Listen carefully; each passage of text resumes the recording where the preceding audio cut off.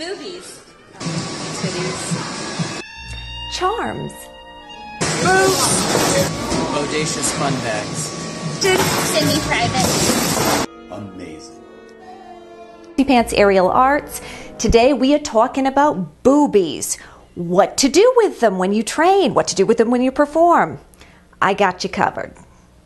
So let's talk about the downside of falling out. Now you would think that would be obvious, but apparently it's not, because ladies, I see your boobies every class. So let's chat. So in class, it gets dangerous actually, because when you're upside down and you're rapping for a drop and you realize a boobie's falling out, I can't tell you the number of times I've seen one of you let go at a really bad time to try to pop it back in. Sometimes you really can't let go, and I'm kind of left with that awkward, well, I'm not going to do it for you moment. So, what should you wear for class? Well, dear Dangler, I am so glad you asked. Okay, so if you do not have large breasts, these fabulous little cami tops with the built-in bra, I love these. Put these on underneath a nice high-necked t-shirt. Here's my favorite high-necked t-shirt. New York Cougar.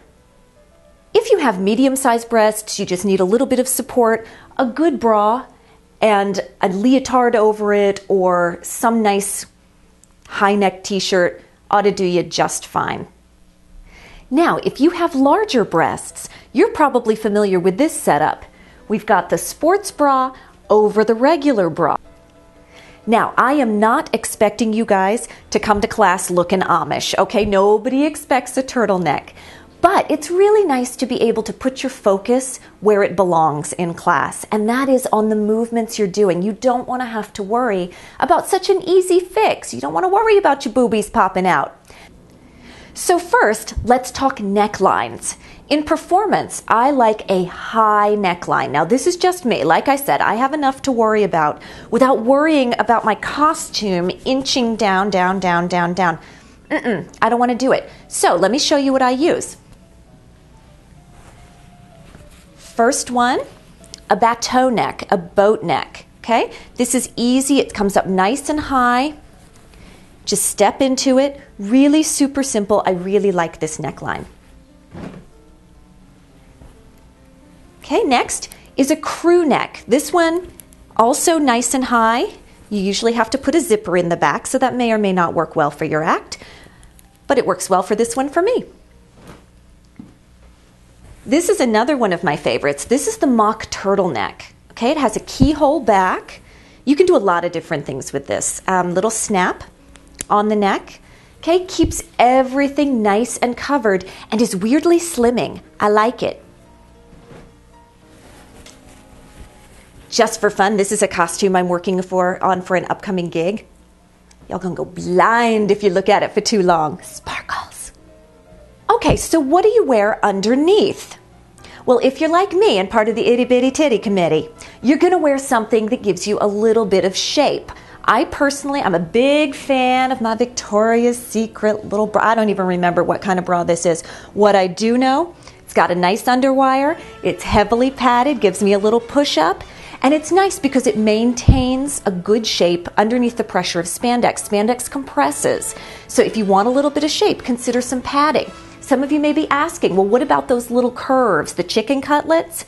No. I actually had one fly out during a performance, and it was horrible. It was so awful. Another option for performance, if you're small-breasted, you can also use the stick-on bras, or you can actually have little cups sewn onto the inside of your unitard. So that can also be a great option.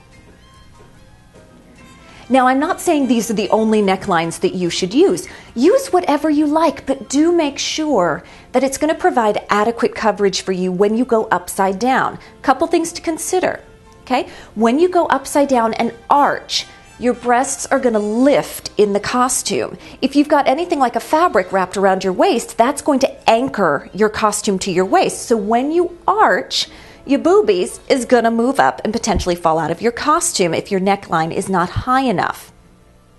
Now, another thing to consider about large breasts is if you are not wearing the best undergarments, when you go upside down, all that extra breast tissue can kind of puddle up here around your neckline. Strangely enough, that is not flattering. So you're going to really want to make sure that the whole breast is covered. There are a lot of different ways to do that. You can do molded corset cups, you can do high necks, you can do halter necks, you can do all sorts of things. But really, when you're designing your costume, pay attention to that. Now, for performance, if you're very large-breasted, you already know you got to costume yourself carefully. Backless becomes less of an option, but you know what? If you're doing aerial, backless probably isn't your best option anyway. You're going to get a lot more abrasions and burns going backless. So maybe it's not such a big deal. So I'm Laura Whitwer with Sassy Pants Aerial Arts and Imaginarial, saying ta-ta for now.